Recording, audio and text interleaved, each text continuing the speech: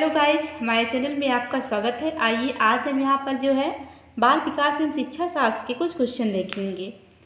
सामाजिक नियमों व कानूनों के विरुद्ध व्यवहार करने वाला बालक कहलाता है पिछड़ा बालक, मंदबुद्धि बालक, जड़ बुद्धि बालक, बाल अपराधी बालक। ऑप्शन सही हो जाएगा 4, बाल अपराधी बालक। ऐसा बालक जिसका व्यवहार सामान्य सामाजिक व्यवहार से इतना भिन्न हो जाए कि उसे समाज विरोधी कहा जा सके, अर्थात वह समाज के नियमों व कानूनों के विरुद्ध व्यवहार करने लगे तो उसे बाल अपराधी बालक कहा जाता है। अगला क्वेश्चन है, एक शिक्षक को कक्षा कक्ष में करना चाहिए प्रगतिशील भूमिका में, प्रभुत्ववादी भूमिका में, प्रजातांत्रिक भूमिका में, प्रभावशाली भूमिका में। यहाँ पे एक शिक्षक को कक्षा कक्ष में कार्य जो है प्रजातांत्रिक भूमिका में करना चाहिए। इससे जो है बच्चों में विभिन्न समस्याओं को सटीक रूप से समझने में सहायता मिलेगी। वैसे एक अच्छे माहौल में शिक्षक छात्र के बीच पारस्परिक सौहार्द होता है जो बच्चों के कक्षा में विकास के लिए लाभकारी होता है। अधिगम का सबसे उपयुक्त कार्य है व्यक्तिगत समायोजन, सामाजिक व राजनीतिक चेतना, व्यवहार परिवर्तन, स्वयं को रोजगार के लिए तैयार करना। अधिगम का अर्थ है सीखना यानी शिक्षण करना। इसका सबसे उपयुक्त कार्य पूछा गया है, इसलिए ऑप्शन सही होगा 3, व्यवहार परिवर्तन। अगला क्वेश्चन है, एक सजीव कक्षा में निम्नलिखित में से सबसे अधिक संभावित है?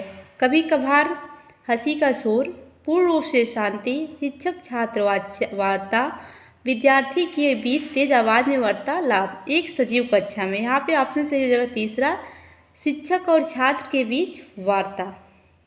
व्यक्तिगत विभिन्नताओं का क्षेत्र है लिंग भेद, शारीरिक रचना, मानसिक योग्यताएं, ये सभी। यहाँ पे ऑप्शन सही होगा 4, ये सभी। अगला क्वेश्चन है, यहाँ पे ऑप्शन सही है 4, ये सभी। स्किनर का विचार था कि व्यक्तिगत भिन्नताओं में संपूर्ण व्यक्तित्व के ऐसे पहलू सम्मिलित किए जा सकते हैं जिनका मापन हो सके। अगला क्वेश्चन है, निम्नलिखित में से कौन मानव विकास का सही क्रम है? यहाँ पे ऑप्शन सही होगा 2, शैशवावस्था, बाल्यावस्था, किशोरावस्था, प्रौढ़ावस्था। पहले शैशवावस्था आती है, इसके बाद बाल्या, इसके बाद किशोरा और उसके पश्चात जो है प्रौढ़ावस्था। शैशवावस्था का समय है 0 से 5 वर्ष, बाल्यावस्था का 6 से 12 वर्ष, किशोरावस्था का 13 से 19 और प्रौढ़ावस्था का समय जो है 19 वर्ष से जो है आगे का समय। जब बालक सीखने के लिए तैयार होता है तब वह जल्दी और प्रभावी तरीके से सीखता है। यह सिद्धांत प्रतिपादित किया है थॉर्नडाइक ने, स्किनर द्वारा, पैलोव द्वारा, कुर्ट-लेविन द्वारा। यहाँ पे ऑप्शन हो जाएगा ये थॉर्नडाइक के द्वारा। आपके अनुसार शिक्षण है एक प्रक्रिया, एक कला, एक कौशल? विकल्प जो है 4 है, दूसरा और तीसरा। यहाँ पे सही हो जाएगा 4 विकल्प, दूसरा और तीसरा। शिक्षण क्या है? एक कला भी है और एक कौशल भी है। मानव आवश्यकताओं का पदानुक्रम का सिद्धांत जो है किसने दिया था?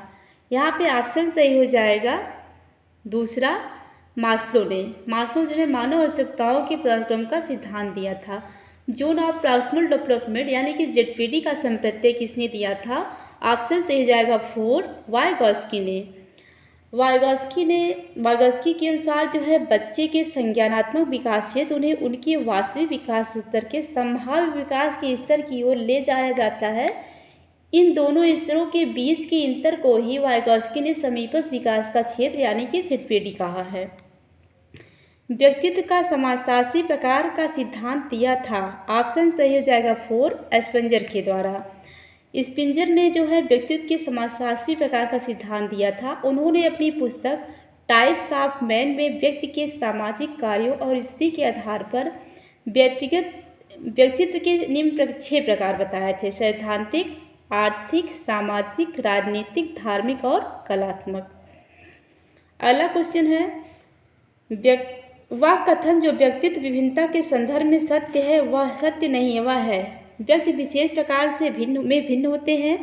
व्यक्ति जो है विशेष कोटि में भिन्न होते हैं। व्यक्ति विशेष प्रकार और कोट दोनों में भिन्न होते हैं। व्यक्ति विशेष न तो कोटि और न ही प्रकार में। ऑप्शन सी सही जाएगा, व्यक्ति विशेष प्रकार और कोट दोनों में भिन्न होते हैं, क्योंकि जो है दो व्यक्तियों में भी जो है विभिन्नता पाई जाती है।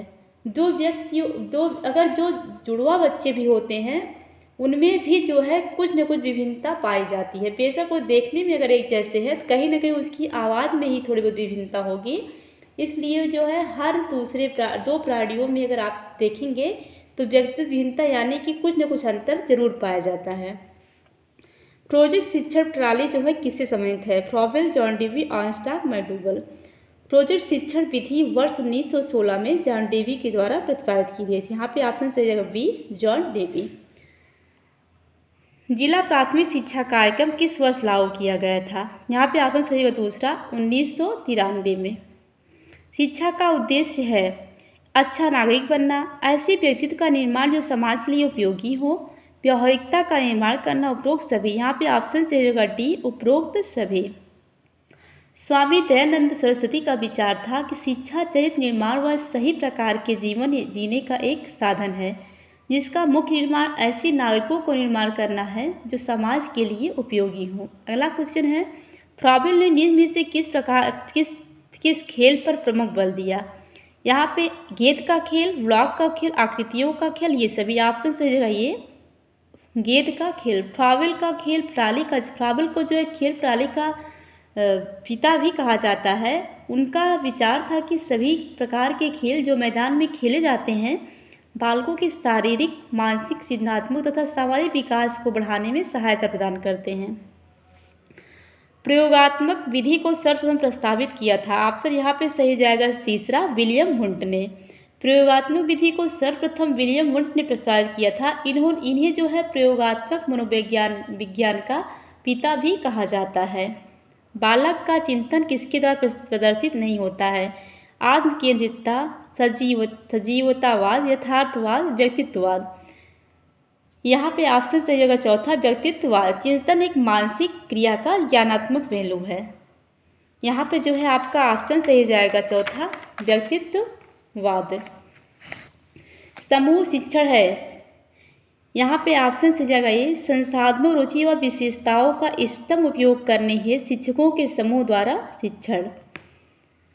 समूह शिक्षण से तात्पर्य शिक्षकों के उस समूह से है जिसमें शिक्षण की व्यवस्था उस प्रकार से की जाती है कि संसाधनों तथा रुचियों का इष्टतम उपयोग हो सके। अगला क्वेश्चन है, बाल अंतर्बोध परसेप्शन परीक्षण का निर्माण किसने किया था? मरे ने, वेलक ने, रॉबर्ट ने, रोजनविंग ने। यहाँ पे ऑप्शन से जगह बी, वेलक ने। बाल अंतर्बोध परीक्षण, जिसको जो है CAT के नाम से भी जाना जाता है, इसका प्रतिपादन 1949 में लियोपोल्ड वेलक और सोमनाथ सरोवर वेलक द्वारा किया गया था। एक शिक्षक की सबसे महत्वपूर्ण चुनौती है विद्यार्थियों से उनका गृह कार्य करवाना, शिक्षण अध्ययन प्रक्रिया को आनंदप्रद बनाना, कक्षा में अनुशासन बनाए रखना, प्रश्न पत्र तैयार करना। यहाँ पे सबसे महत्वपूर्ण चुनौती पूछी गई है। ऑप्शन सही जाएगा बी, शिक्षण अध्ययन प्रक्रिया को आनंदप्रद बनाना। एक शिक्षक के लिए शिक्षण अध्ययन प्रक्रिया को आनंदप्रद बनाने उनकी सबसे बड़ी और महत्वपूर्ण चुनौती होती है। समावेशी शिक्षा से तात्पर्य है नियमित विद्यालयों में सभी प्रकार के बालकों का बिना किसी भेदभाव के स्वागत करना, शिक्षण का एक विशेष तरीका जिसमें सभी बालक सीख सके, कड़ी दाखिला प्रक्रिया को बढ़ावा देना, शिक्षण के लिए विशेष विद्यालयों का प्रयोग करना। यहाँ पे ऑप्शन सही जगह ये, नियमित विद्यालयों में सभी प्रकार के बालकों का बिना किसी भेदभाव के स्वागत करना। समावेशी शिक्षा से तात्पर्य जो है नियमित विद्यालयों में सभी प्रकार के बालकों को बिना किसी भेदभाव के स्वागत करना है। अर्थात समावेशी शिक्षा समाज के सभी वर्गों के बच्चों को शिक्षा की मुख्य धारा में जोड़कर उन्हें शिक्षा के समान अवसर उपलब्ध कराती है। अगला क्वेश्चन है, निम्नलिखित में से कौन पुनर्वरण का एक प्रकार नहीं है? सकारात्मक शाब्दिक पुनर्वरण, शारीरिक दंड, नकारात्मक शाब्दिक पुनर्वरण। उपरोक्त में से कौन? पुनर्वरण में सकारात्मक शाब्दिक पुनर्वरण, नकारात्मक शारीरिक पुनर्वरण और शारीरिक दंड शामिल होते हैं। इसलिए जो है इसमें ऑप्शन जो है चौथा जो है सबसे उपयुक्त है, उपरोक्त में से कोई नहीं। अगला क्वेश्चन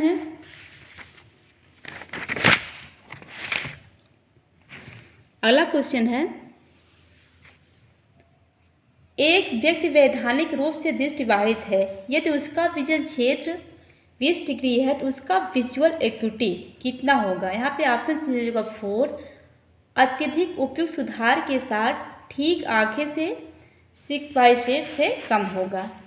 अगला क्वेश्चन है, विद्यार्थियों में प्रेरणा विकसित करने के लिए एक शिक्षक को क्या करना चाहिए।